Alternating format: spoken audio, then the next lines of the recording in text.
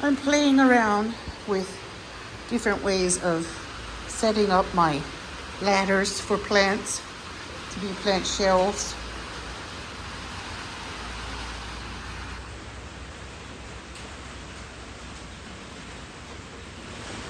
And over here, I noticed that the calathea I rescued from Aldi, it has new green shoots.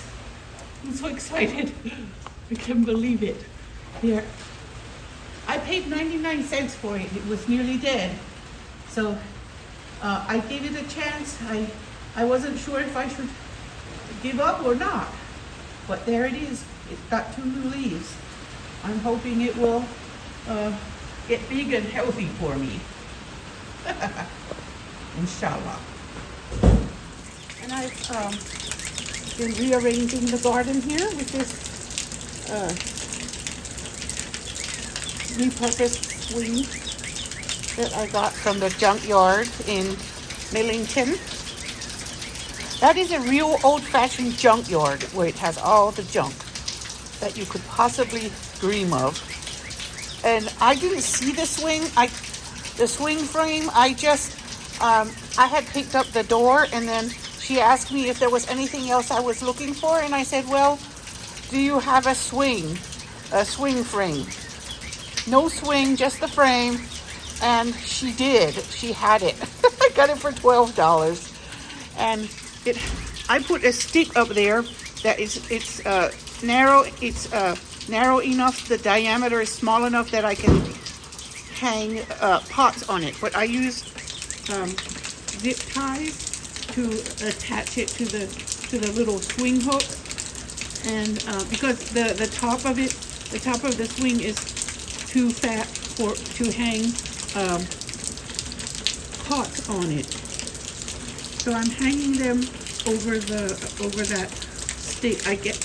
I guess it's a broomstick of some kind, but I found it laying around here on the property. At first I was thinking maybe I could buy one from Marketplace, Facebook Marketplace, but I said, let me check the shop here first, and I found one here. I didn't need to buy one. There was one already here, and I already had zip ties.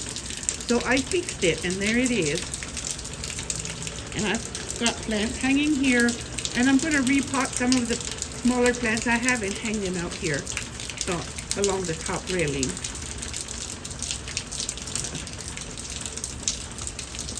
And the things down there at the other end, on that other swing set I have at the very end down there, it is also, I think they're getting more healthy because they're hanging outside and getting fresh rain.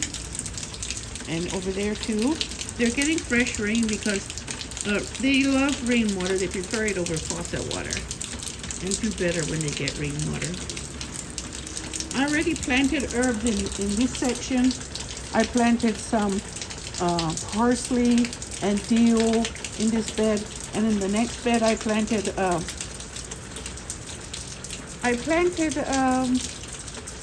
cilantro and what, sage. Yes, cilantro and sage in the next one.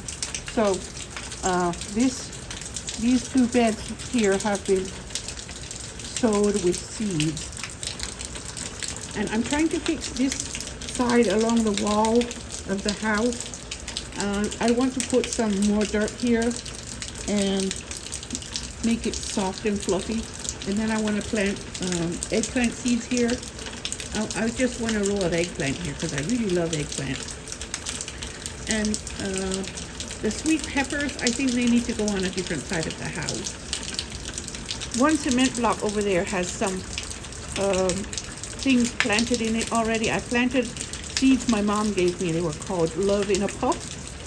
And it's a climbing vine. It will go up over the trellis, hopefully. And in that square cement block herb bed, there's a healthy oregano plant there that I had planted last year. And I planted some thyme seeds in the other squares around it. So I'm hoping for a couple of thyme seeds. Oh, there's a sweet kitty down there. He's a sweet boy. Hi there, honey. He's so cute. He heard me talking and he peeked around the corner. He's precious. And then, I don't think I planted anything else in the cement blocks over here, but I'm planning to plant climbing things here. I may move those pots that are hanging on that end because I want something that climbs up over that bed frame there. And I like arranging my garden with, oh, he's hiding under the bush. That's so perfect that for him. I left the end there is for the cats to relax in. Right where he is, there are some stepping stones there for them to sit on. But I like to use things from the junkyard or anywhere to use unconventional items for unconventional purposes in my garden. Because I like to go with the theme that nature takes everything back. And when I have things growing, I have plants growing all over. Everything that we normally think of as part of civilization, then I think about how everything goes back to nature. And I think that's beautiful. It's a beautiful and peaceful thing to think that nature comes and brings peace back to things that we've robbed of their peace.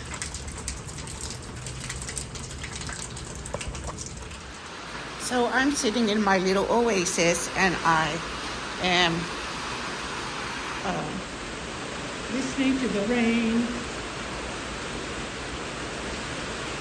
looking at my plants. My husband brought me some mulch from Shelby Farms. It's free. They always have piles of it there for any citizen who wants it to come and take whatever they want from it. And I think that's a really nice thing for them to do. I don't know where they get it, but there's always piles of it there and always people there taking away buckets and piles of it. So he unloaded his truck and he's put it right there for me to use in the garden as needed, as I want it. We bought some he brought me some last year. It was also, it's a freebie and it's a community, for community use. Isn't that precious? I think that's really precious.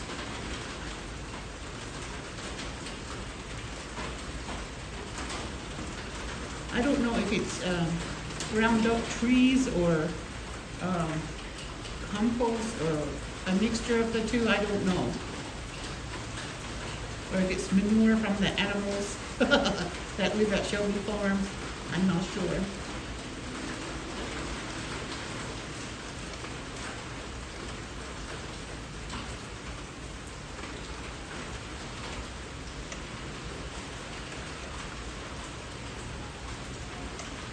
I want a new cushion for my moon chair. My cats claimed it, and at the time I didn't really know how to keep them out of the chair if the chair is in here, because the plant room with the cat's home too. But now that we moved the cats out, I think I'm going to have to purchase a new cushion for my moon chair, because I want the moon chair for relaxation and comfort in this room. It is a garden moon chair. It's meant to be able to put it in the garden. It is made with irons. And it rusts if I put it in the rain, so I don't want to keep it outside. But I do want to keep it here in the plant room. I have some diatomaceous earth. It's a big 4-pound bag. I use that in the gardens instead of insecticide. It's food grade, and it's okay if it goes into the water and into our food even. So it's not dangerous for to put it on our vegetables that grow in the garden. I ordered it from Amazon. It is something that I'm thankful for. I have noticed last year that it killed the potato bugs that were eating my eggplants, but I put it on too late. I tried it too late. So this time I'm putting it on the earth as soon as I plant the eggplant seeds. And hopefully it will prevent, if I start treating it like maybe weekly, maybe it will prevent the potato bugs from eating my eggplants. I was so upset last year. But I'm on a learning journey to learn how to use things that are not dangerous, like forever chemicals that contaminate the land and water system. It's important to me that I figure out how to get rid of bugs and not kill. This gets rid of the crawling bugs, not the flying ones, just the crawling ones. And if I put it on the dirt, the larva will not be able to crawl out of the ground because it cuts them and it kills them. So I'm going to use that in the areas where I plant my garden and keep some and use it a little at a time. So it's not as expensive as some other things that you can use to keep bugs away. It's very affordable compared to other things that you can use. And this one comes with a duster. So I'm excited about it being included with a duster because I had issues dusting it last time. It was hard to do. It's very soft and fluffy. So when I use a duster, it will be easier, much easier. It's fossil shell flour, and it's food grade. You can eat it. So that's what I use to keep the crawling insects away from my vegetables. This is what I'm having for dinner.